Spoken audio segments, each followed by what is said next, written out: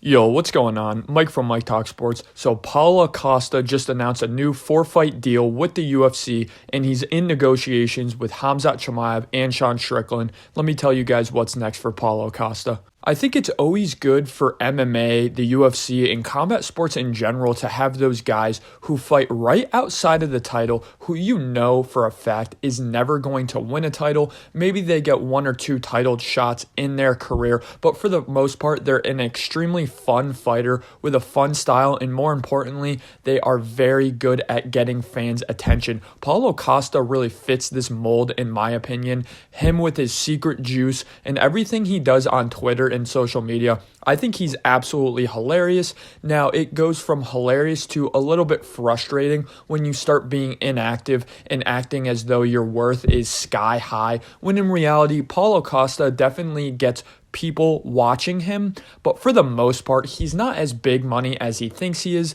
This contract negotiation kind of went on too long, and the contract details haven't really come out just yet in terms of the money, but who really cares about what the money is going to look like for Paulo Costa? Let's get into these 2 fights that I think Paulo Costa is going to take on in the near future. First off, Khamzat Chimaev. I completely understand that Paulo Costa is a pretty good counter grappler. He's a very strong guy, so he has pretty good takedown defense and just underrated sprawls in general. But man, I can't get over Paulo Costa's last fight with Luke Rockhold. Extremely entertaining. It was a banger, but it was horrible. It was a horrible look for Paulo Costa. And going back to his Marvin Vettori fight as well, the fact that Marvin Vettori convincingly outstruck Paulo Costa, you guys are trying to tell me that Khamzat Chimaev doesn't have a better technical ability on the feet than a guy like Marvin Vettori, who's literally a professional kicking bag, a professional heavy bag with the best granite chin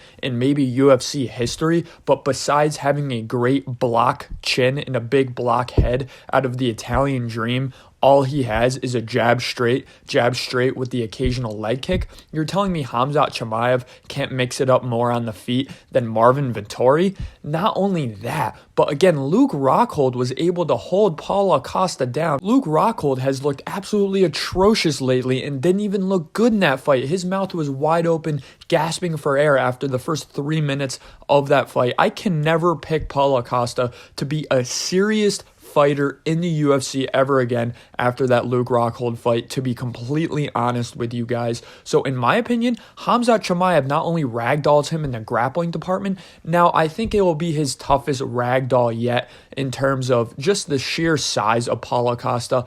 I'm assuming Paulo Costa is going to walk into the cage around 10 pounds at least heavier than Khamzat, which is definitely a disadvantage for Khamzat. But come on, that wrist control is absolutely insane from Khamzat Chimaev. He's going to be able to take him down. Not entirely easy. I think it will be a bit of a Kevin Holland situation in terms of Kevin Holland had some pretty good sprawls early on. I wouldn't be surprised to see this fight go into the 2nd or 3rd round.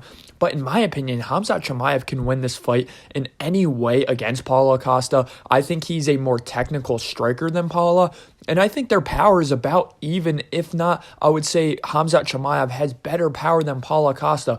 Paulo Costa really is the epitome of a guy who looks like a chiseled goddess, but doesn't have that great power. Paulo Costa, the only person he's really ever dropped his entire UFC career was Yoel Romero, and it really was accumulative strikes and an insane combination that really took him off guard. Besides that, Paulo Costa has never really proven to have power in his hands. So after that Khamzat Chimaev fight, and I think it will be a loss for Paulo Costa, I'm honestly extremely excited for this Sean Strickland fight. They both somewhat have a similar style on the feet. Now, Paulo Costa is definitely significantly more kickboxing heavy in terms of his stance and style and just overall striking game than a Sean Strickland, who is significantly more boxing heavy, but they'll both give you different looks with their guards. Sean Strickland is definitely more Philly shell oriented in terms of his striking defense, whereas Paulo Costa will definitely mix in the Philly shell in there.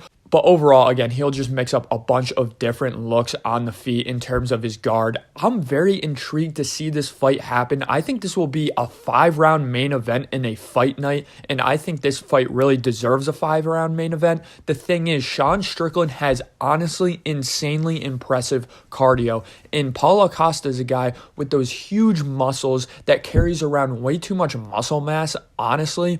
I think he's a guy who gasses out in the 3rd or 4th round. And in my opinion, Sean Strickland would outstrike him in the 4th and 5th round. And again, I don't think Paulo Costa has that threat of the power. He has that deception of the power, but he doesn't. Once he puts your hands on you, I think Sean Strickland will realize, I'm going to walk this guy down. I don't really care about his power whatsoever. So in my opinion, Sean Strickland squeaks out a 3-2 decision on the scorecard, if not a 4-1 decision. Now, I do think Sean Strickland and his lack of ability to check leg kicks, which has improved a little bit over his last 2 fights, but still, I do think Paulo Costa, his path to victory really is those leg kicks, just hammering home that lead leg. And let's see if Sean Strickland can finally buckle from these leg kicks. But to me, besides that, I do think Sean Strickland has better hands than Paulo Costa.